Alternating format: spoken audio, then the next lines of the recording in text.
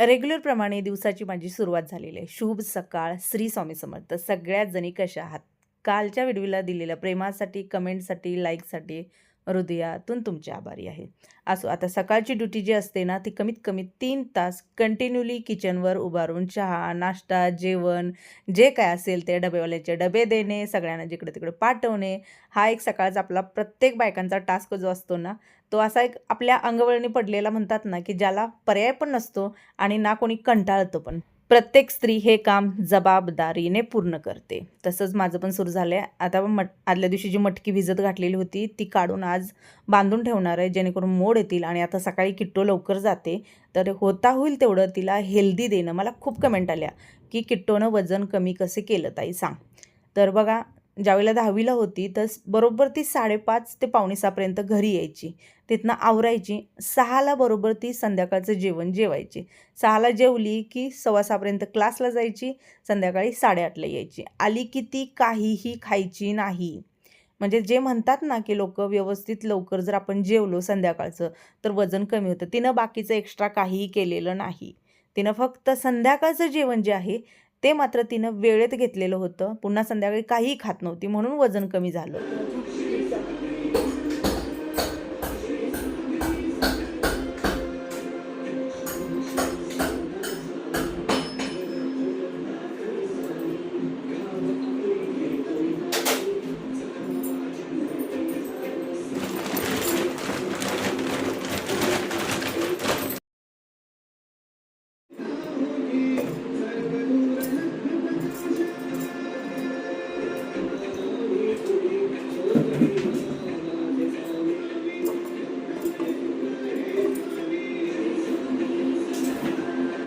तर तुमच्या प्रचंड कमेंट आलेल्या आहेत, की ताई धोंडे जेवणाचा व्हिडिओ आलेला नाही. तुझं धोंड्याचं जेवण झालं का? आईची ओटी भरली का? तर मी तर आता आईच्या ओटीचं जे काय आहे ते आणून ठेवलेलं आहे. जायच्या आधी म्हटलं भरावं. राहिली गोष्ट धोंडे जेवणाची, कारण खूप सारे यूट्यूबरचे व्हिडिओ येत आहेत आणि माझं आलेलं नाही म्हटल्यानंतर साहजिक आहे प्रश्न पडणं किंवा विचारणं, ह्या गोष्टी तर साहजिकच आहेत. बघा, आता तुम्ही गेली किती वर्ष झालं, माझ्या जुन्या ताई आहेत त्यांना माहीत आहे. त्यांनी माझे व्हिडिओ पाहिलेले आहेत आणि ह्या धोंडा महिना जो आहे तो आधी पण येऊन गेलेला आहे. माझ्या लग्नाला आता 17 वर्ष होत आली, म्हणजे झाल्यात जमा आहेत. 17 वर्षात एकदाही धोंडे जेवण आमचं झालं नाही. याचं पण उत्तर देते. कारण बऱ्याच जणींना वाटेल, की तुझं माहेर तर एवढं चांगलं आहे, मग का केलं? चांगलं आहे, वाईट आहे म्हणून नाही ताईनो. बघा, सुरुवातीच्या 8 वर्षाचा जो काळ होता ना, त्याच्यामध्ये काय 2-3 वेळा धोंडे म्हणजे धोंड्याचा महिना आला असेल. ना घेणाऱ्याची परिस्थिती होती, ना देणाऱ्याची होती. बरोबर? कोणाचीच परिस्थिती नव्हती. दुसरी गोष्ट, ना मला बोलणारं कोणी होतं, की बाबा हे एवढं झालं, कारण आता सध्या परिस्थिती ती सुरू आहे. परवाच तुमचे दादा सांगत होते, की त्यांचे एक मित्र होते. ते बोलता-बोलता बोलत होते, की आता सगळीकडचे जे व्हिडिओ आहेत, सगळे लोकं करतात ते बघून त्यांच्या मित्राची मुलगी जी आहे ती माहेरी पाठवण्यात आलेली आहे. का? तर बाबा सगळेजण करतात, सगळेजण जावयाला अंगठ्या करतात, चांदीचं काय-काय देतात वगैरे. जोडवी एक ठीक आहे, म्हणजे प्रत्येकाच्या ह्याच्यामध्ये बसेल जोडवी करणं. पण त्या मुलीला पाठवण्यात आले, की बाबा तुम्ही मुलाला अंगठी करा. जे काय आता रील्सच्या स्वरूपात जे बाहेर येतंय, लोकं बघतात, तसं सेम करा म्हणून तिच्या सासूने जबरदस्तीने ती मुलगी पाठवलेली आहे. तुमच्या दादाचे मित्र सांगत होते, कारण MIDC कामगार त्यांना काय किती इन्कम असणार आहे? घर चालवायचं का ह्या महागाईला तोंड द्यायचं? का आता हे एवढा मोठा खर्च करायचा? आता अर्ध्या तोळ्याची अंगठी करायची म्हटलं तरी त्यांच्याकडे नाही म्हटलं तर 70-80 पाहिजे. पुन्हा बाकीचं कपडा लत्ता आला आणि वरनं मग चांदीचं काहीतरी द्या, जोडवं करा, हे ते. येताना आणि सगळे सासरचे जर म्हणजे गबाळ आलं गबाळ म्हणजे काय, बाकी घरातले माणसं आले तर त्यांना आणि करा द्या, म्हणजे किती जातं ते. सांगणं तुम्हाला काय आहे, ज्यांची परिस्थिती नाही त्यांनी काय करायचं, कुठनं द्यायचं. तसंच माझ्या आईवडिलांची 8 वर्षापूर्वी परिस्थिती नव्हते, घेणाऱ्याची पण आणि देणाऱ्याची पण. त्यामुळे कुठला धोंडा न गोंडा काही केलं नाही. मी एवढी नशीबवान समजते, नवऱ्याकडून सांगते मी. पहिली गोष्ट, मला कोणी बोलणारं नव्हतं, हे आणलं नाही, ते आणलं नाही. कुठला कोणताच त्रास आपल्याला झालेला नाही. कारण आपला माणूस खंबीर असेल ना, तर आपल्याला कुणी काहीही बोलत नाही. त्यामुळे ते एक मी नशिबान समजते. दुसरी गोष्ट, जावई गेल्यानंतर त्याला अंगठी करा, हे ते असतं. माझ्या घरात तसं कुठलंही काहीही झालं नाही. आणि आत्तापर्यंतचं रेकॉर्ड आहे. आता भावंडं करतात, ठीक आहे, त्यांची परिस्थिती झाल्यापासून, की बाबा गेल्यानंतर साडी घेणं, तू ताई साडी घे, मुलांच्या हातात पैसे देणं वगैरे. पण सुरुवातीचे 8 वर्ष मी माहेरी गेली तर कधी मला साडी नसायची, मुलांना कपडे नसायचे. चलो, आता मी आणि आई चाललोय नाश्ता करायला. आम्ही नाश्ता करायला लागलोय आणि घरातली काय मंडळी आत्ता उठली. आता खाल्लं तर ठीक, नाही तर खाल्लं तर आईला माहितीये काल 2-2 वाजेपर्यंत आहे ना जेवण असून खाता आलं नाहीये. कारण अचानक बाहेर जावं लागलं मला, बँकेची थोडी कामं होती त्यामुळं नाश्ता नाही काय नाही. असून जेवण स्वयंपाक झालेलं सगळं लवकर झालेलं. चला आई ठेव हात धु. आईचं दुसरा टाइम आहे बघा ताई म्हणा नाश्ता. काय मरणाचं गरम व्हायला लागलंय. वाईट कधी जाते उन्हाळा असं झालेलं. पावसाचं आहे पाऊसच पडे ना. बरं आता पॉईंट असा येईल की आता माझ्या भावंडांची माझ्या माहेरची परिस्थिती 1 नंबर आहे, काही कोणाला प्रॉब्लेम नाही. मग आता का करत नाही? तर आता मी घेत नाही खरं सांगायचं. आज जरी विचार केला तर दोघंही भरपूर काही करू शकतात, पण मी विचार हा करते हे माझी भावंडं एवढ्या कष्टातून आलेले आहेत. म्हणजे अक्षरशः बाल वयात त्यांनी काम केलंय, हमालीची कामं केलेत, लोकांचा रोजगार केलाय. आणि मला आज असं वाटतं की आज माझ्या भावंडाची परिस्थिती झाली, स्वतःच्या हिमतीवर त्यांनी केलेलं आहे. आज त्यांचा प्रपंच करायचे दिवस आहेत, त्यांनाही मुलं बाळं बायको वगैरे सगळ्या गोष्टी आहेत. आणि कुठंतर हा 3 वर्षातनं येणार धोंड्याचा महिना आणि याच्यामध्ये त्यांचा तो पैसा खाणं हे मला योग्य वाटत नाही. बघा मी अजूनही सांगते, माझ्या व्हिडिओचा कोणी मनावर परिणाम करून घेऊ नका की तू चुकीचं बोलते. ज्यांना करायचं आहे घ्यायचं आहे त्यांनी घेऊ शकतात, पण मी स्पष्ट सांगितलेलं आहे की तुम्ही काय असेल तर तुम्ही आनंदी राहा, तुमचा छान असा प्रपंच करा. देवाच्या दयेने माझंही एवढं चांगलं केलेलं आहे देवाने की असे 4 धोंडे आम्ही स्वतंत्र आमचं आम्ही करू शकतो. त्यामुळे ना तुमच्या कपड्याची अपेक्षा आहे, ना तुमच्या सोन्याची, ना चांदीची. तुम्हाला पटणार नाही की जोडवी करतात, आता मुलीला बऱ्याच जणी करत असतील जोडवी. मी ह्या वर्षी पहिल्यांदा 17 वर्षात पहिल्यांदा माहेरची जोडवी जी सागरनं केली ती पण जबरदस्तीने केलेली आहे.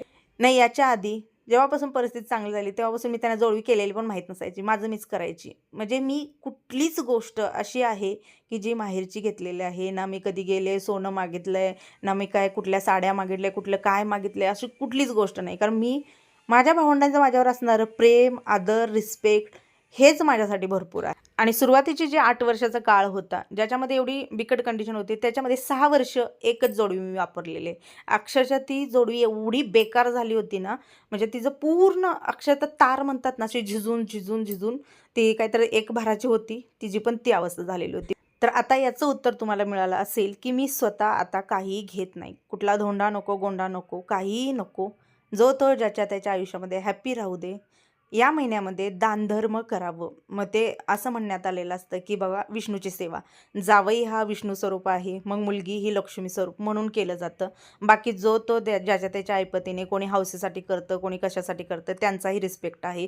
कारण प्रत्येक आईवडिलांची हौस असते आपल्या मुलांसाठी करू दे, घेणाऱ्याने घ्यावे, देणाऱ्याने द्या. आणि माझा एक तुम्हाला मोलाचा सल्ला देऊ की बघा या महिन्यात दानधर्माला महत्त्व आहे आणि जावयाला फक्त 33 अनारसे द्या आणि कपडे घ्या. मी तुम्हाला जरूर सांगेन, हे तुम्हाला करायचं असेल तर तुम्ही करा.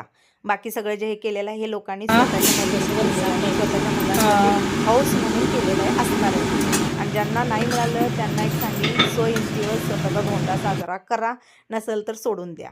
कोणालाही त्रास देऊ नका, कोणाच्या मागे लागू नका. मुलींना पण सांगेन की विनाकारण आपल्या आईवडिलांची परिस्थिती नसेल तर हट्ट करू नका, त्यांना त्रास देऊ नका. ते तुमच्या आयुष्यात आहेत ना, तुम्हाला माहेर आहे हा खूप मोठी म्हणजे म्हणतात ना की याच्यासारखं काहीच नाही आहे. तुम्हाला माहेर आहे ना, गरीब असू दे श्रीमंत असू दे, त्याला महत्त्व द्या. आपल्या भावंडावर रुसू नका, रागाला येऊ नका. कारण का सध्याच्या दुनियेमध्ये ना एवढी बिकट परिस्थिती सुरू आहे. सगळं मॅनेज करणं, सगळं हँडल करणं, जे कमवणारे आहेत त्यांनाच माहीत आहे की त्यांना काय त्रास होतो. त्याच्यामध्ये मग आपले ते धोंड नको. आणि हो अजून एक सांगेन की या महिन्यामध्ये प्राणी, पशु, पक्षी किंवा जे गरजू आहेत कुठे जा, एखादा दानधर्म म्हणून एखाद्याला विद्या दान करा, अन्नदान करा, वस्त्रदान करा. खूप गोष्टी आहेत, खूप लोक आहेत ज्यांना 2 वेळचं जेवण मिळत नाही आहे, त्या गोष्टी करा. त्याला महत्त्व आहे. कारण जेवढं दानधर्म करू तेवढं 4 पटीने पुण्य मिळतं. ना की लेक आणि जावयाला ढिगभर सोनं देणं, ढिगभर करणं. कधी कधी ते आपल्या अंगलटी येतं, लक्षात ठेवा. कारण काय असतं की चांगले असतील तर ठीक आहे, पण एखाद्याला द्यायची आणि घ्यायची जर सवय लागली तर मग ते फक्त आणि फक्त सासरवाडीची अपेक्षा करतात. आणि मला असं वाटतं की का द्या बाबा प्रत्येक गोष्ट पोरीच्या आईवडिलांनी हे करा ते करा, मगच पुण्य लागणार, मगच हे लागणार. का तुम्ही सोडल्यानंतर सुद्धा तुम्हाला पुण्य लागेल जे तुमच्या दादानी केलेलं आहे. लागू दे ना पुण्य, ते पण चांगलंच आहे. तर सकाळपासून मी तुम्हाला आत्ता बोलत आहे, सकाळपासून कंटिन्युअली माझं जे काय काम होतं ते काम केलं. आता टायमिंग दाखवते, किती वाजलेले आहेत, 4:30 वाजलेले आहेत. व्हिडिओ पाठवल्यानंतर कपडे काढले. बाहेर वातावरण असं झालं की आता पाऊस येतोय का काय, असं पूर्ण जाम वातावरण झालेलं आहे. मग पहिला कपडे काढून आणले, सगळे ठेवले, सगळं आवरलं. म्हणजे इव्हनिंगचं जे काय भांडी मांडणं वगैरे. एक मात्र गोष्ट आहे की तुम्ही सकाळपासून संध्याकाळ करा, पहाटे 4ला उठा, 5ला उठा, नाही तर 10ला उठा, कामाची लिस्ट काही संपत नाही आहे. माझं तेच झालं. आता 4:30ला सगळं झालं आहे. आता फ्रेश होते, आवरते. आज बघूया, गुरुवार आहे, स्वामींच्या मठामध्ये जाऊया दादा म्हटलेले आहेत. आता त्यांना फोन करायचा, सोबत ओटी भरायचं, मला त्याचं पण साहित्य आणायचं आहे. जे काय आता देवघरामध्ये सुद्धा मी ओटी भरते अधिक महिन्यामध्ये.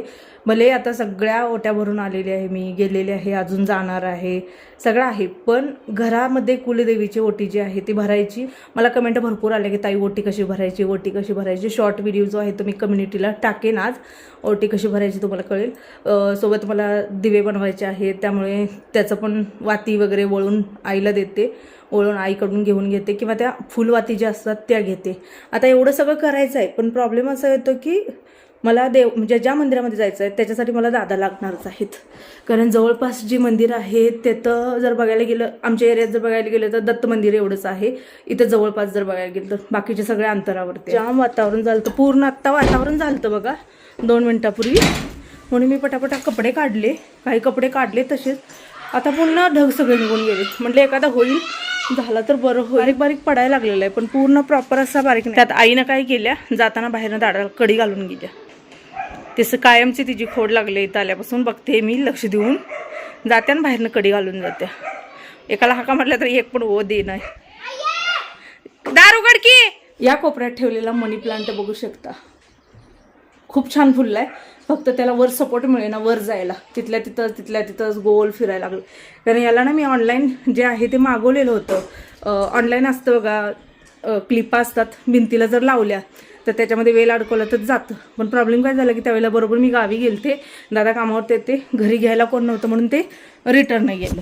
किट्टो ए किट्टो, किती पण हाका मारते उठत नाही. किट्टो दीदी ए, बघितलं कसलं झोपेनं खाल्लेलं असतं. अख्खी 10वी पोरगीनं झोपून काढलेलं आहे. पेपर देऊन यायची एक झोप दुपारची काढणार म्हणजे काढणार. तुम्ही कितीही ओरडा, तुम्ही काहीही म्हणा, तिनं अजिबात ऐकलं नाही. अख्ख्या 10वीमध्ये ना आज पेपर देऊन आली दुपारी, एक झोप काढणार, मग काय असेल ते तिचं. ए उठ लवकर. आणि हो, अजून एक गोष्ट तुम्हाला सांगते बघा, माझ्या बाबतीतला हा माझा निर्णय. माझ्या 2 भावजा आहेत. आजपर्यंत एकही वेळा असं झालेलं नाही. आता 10 वर्ष 6 वर्ष झालं ते आलेले आहेत. एकदा सुद्धा ना माझ्या आईबाबांनी ना माझ्या भावंडांनी धोंड्याची ना कुठल्या अंगठीची कुठल्या कशाची अपेक्षा केलेली नाही. आज पूर्ण आमचा परिवार तुमच्या समोर आहे. बघा प्रत्येकाची किती छान प्रगती आहे, जो तो त्याच्या संसारात किती छान सुखी आहे. कारण का कोणाचं घेत नाही, विनाकारण कोणाला देत नाही, ना कोणाचे तळतळाट आहेत, ना हळहळ आहे, ना कोणाला दुखवलेलं आहे, म्हणून हॅप्पी आहे.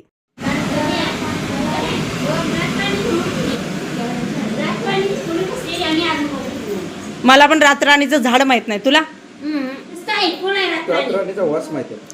वास माहिती आणि झाड माहित नाही, असं कसं आहे हा प्रकार? मला माहिती बया ते नवे म्हण, ते तू जे म्हणत होता ना रात्राने नवे म्हण.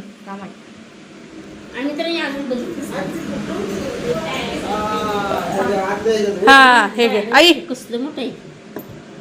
आई काय घेऊन आली तिकडून? तर आई काय काय घेऊन आल्या बघा.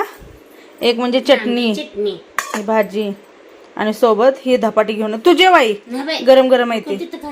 तर पहा, उद्यासाठी आम्ही साड्या काढून ठेवतोय. मी ही साडी काढल्या बाई, मला एकदम हलकी फुलकी पाहिजे. मला प्रवासात एवढा वैताग येतोय म्हणतेस ना.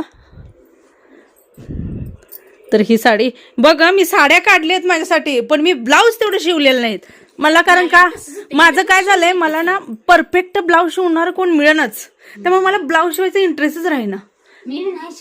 मला ते नकोच वाटायला लागले. होय का नाही?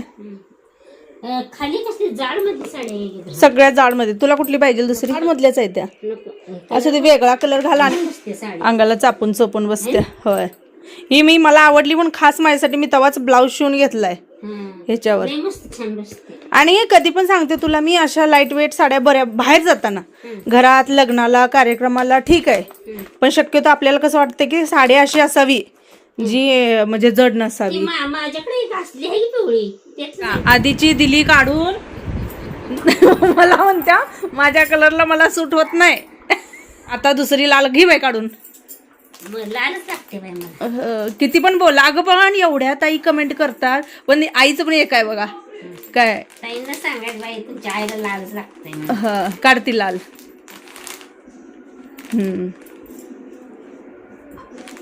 लाल भडक लागते तुमच्या ताईला, काय करायचं. ते मला लाल नसतं मी दुसरं आवडत. असू दे ना, तिला हलकं फुलकं आहे बघ. हलकं फुलकायला वजन आहे काय ते जड आहे. पॅन्टाने काय सकाळपासून दंगा लावलाय कोणाष्ट. दिले जड आहे. छान आहे. हे असं हलकं फुलकं होय की मग? जरीची ह्या साड्या आम्हाला त्यावेळेला 1500-1600ला दिले त्या. होय. आणि आता जेव्हा मी बिझनेसमध्ये उतरले तेव्हा मला कळतंय की आपल्याला किती महाग साड्या दिल्या त्या. ही साडी आम्हाला 5000ला दिल्या काय. आता तिथं जर मी बघितली ही साडी तर मला निम्म्यापेक्षा कमीनं बसते. वास्तुक शांतीची साडी. हाय हां हे कोणते किती छान आहे.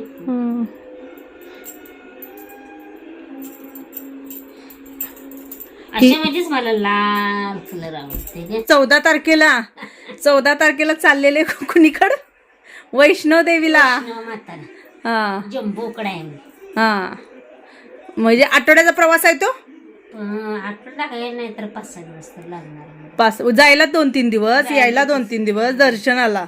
बाबा म्हणले आता जर ही तिकडून आली तर ही 2 महिना हंतरून घालत्या, ही काय उठत नाही. काय होईल तुम्हाला. उलट कसली पिन रे. नाही अरे ते चार्जर पप्पालाच दिला मी दिलाय पप्पाकडे. हाय तिथं. आपल्याकडे. बाका बाका पण चिरून आलं. हसूच येते मला. ती ही आहे, टाक जा कचऱ्यात नेऊन. ते कचऱ्यात काय म्हणले सप्टेंबर मध्ये होत आहे ते काय संध्याच्या बांगड्या शिला बिला बसला. हा आता मला काय वर्षभर जेव्हा स्लॅप असेल तेव्हा चौकट तेवढी बसवून घ्या. चौकटीला हे लागते तुला. या लागतंय अगं. आता ह्या पोरीचं असं गाडी करून गाडीत गाडीत नाही येणार. त्या गाडीचा मालक कामावर उगवल्या मावळल्या, कामाला दुर्लक्ष करत नाही. तू बघतेस आता कसं चालू आहे. सुट्टी की एखादी शिकून स्लॅप लेक ठीक आहे ग. चौकट बसवाय घरच्या घरी, कारण प्रत्येकाला येणं जाणं होत नाही. आता ही दिदीमुळे ना हालून जमत नाही. पोरांकडलं दुर्लक्ष होतंय. आता इथून पुढे दिदीची पण 2 वर्ष महत्वाची आहेत. पहिला 1 वर्ष होतं 10वीचं, आता 2 वर्ष महत्वाचे आहेत. आणि कसं होतं तुला सांगू, मुलांसाठी हेच टायमिंग आहे योग्य वेळ देणं, लक्ष देणं. पुन्हा एकदा शिक्षण पूर्ण झालं की आम्हाला रिलॅक्स राहायला आहे. पण आता महत्वाचा पॉइंट आहे ना. आता जर मी गाव फिरत राहिले, सगळं घरात तिच्यावर टाकून राहिले तर मग आता हेच आहे मुलांकडे लक्ष दे. सगळं सोडायचं नुसतं. त्यांची सगळे रुटीन बसली की निवांत. हा आता कशी तू काय मी काय काळजी करतोय तुमचं संसार बघा, करा, खावा, ठेवा. काय करायचं. दीदीची 12वी आणि भैयाची 10वी. पुढचं वर्ष मला सगळ्यात हे आहे. हा हे वर्ष जरा बरं, पुढचं वर्ष सगळ्यात लक्ष द्यायचं वर्ष आहे. कडक पाना त्याला ठेवला तरच बरं आहे. आई वैतागते. कडक लक्ष्मी म्हणते मला. राग येतो माझा. आता काय करा, पोरा तशी करते ती मध्ये ती बोलायला लागतेच पोरांना. बोलले शेवटी मी चालत नाही कावलं शेवटी लेकरांना. त्यांना काय करते. आता तुम्हाला कशी लोक म्हणतात तुमची मुलं चांगले करतात तुमचे संस्कार. आमची मुलं चांगली राहिली तर आमचं संस्कार.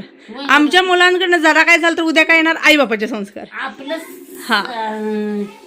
संस्कार म्हणजे सागर आमचा 14 वर्षापासून बाहेर पडलाय ना. मग मी मला काय इथंच कर बाबा, खा बाबा म्हणायचं होतं. तसंच धोंडा ठेवून त्याला 14 वर्षापासून बाहेर जी पडले, पण पोरग आमच्या वळणार. हो आमच्या भय कोणा दडपण नाही तर सुद्धा व्यवस्थित. आता तुझं फोन आहे. आता हे नमुने कसे निघतात काय माहित. आपली 4 संधूचं 1 5वं. आमची पिढी चांगली निघाली. आता ही चांगली इतरला येतात आहे. हिताच आहे. होय कॅमेरा बंद करू. चला मी या व्हिडिओचा इथं सेंड करते. आवडला असेल तर लाईक करा. मनापासून आभारी. आणि हो, माझे जुने ब्लाऊज जे आहेत ते सगळे मी काढले. काही शालूवरचे आहेत, काही चांगल्या साड्यांच्या आहेत, काही थोड्याशा मध्यम साड्यांच्या आहेत. जे 45 किलो माझं वजन होतं तेव्हा मी शिवलेले होते त्या घरात गेल्यानंतर. तर ते मला एकही बसत नाहीत, कारण आता जरा कमी मी डबल होत आलेले आहे, त्यामुळं बसत नाही आहेत. मग मी काय केलं, ते सगळे काढले आणि म्हटलं आई तू घेऊन जा, एखादी साडी मॅचिंग झाली तर त्याचा वापर तर होईल. काय करणार आहे मग आता एवढं हे करून. आईला बसतात ते, कारण आईचं वजन आणि माझं वजन पूर्वीचं म्हणजे सेम आहे. बघा शिवणारणीनं सुद्धा खूप सुंदर ब्लाऊज शिवलेले आहेत, कारण तिकडच्या घरी एक मामी होत्या, त्या पण भाड्यानं राहायला होत्या तिथं. त्या होत्या तोपर्यंत त्यांनी खूप छान शिवून दिली, पण आता त्या खूप लांब गेलेल्या आहेत आणि तेवढ्या लांब जाणं आणि त्यांच्याकडून शिवून घेणं शक्य नाही. आत्तापर्यंतचं मला आवडलेलं म्हणजे फिटिंग असू दे किंवा जे काही शिवण्याची पद्धत असू दे, त्या मामींचीच आवडलेली होती. त्याच्यानंतर जर बघायला गेलं तर आपण म्हणतो ना की मन समाधान जे आहे ते अजूनही नाही. असो चला व्हिडिओ सेंड करते. आवडला तर लाईक करा. श्री स्वामी समर्थ.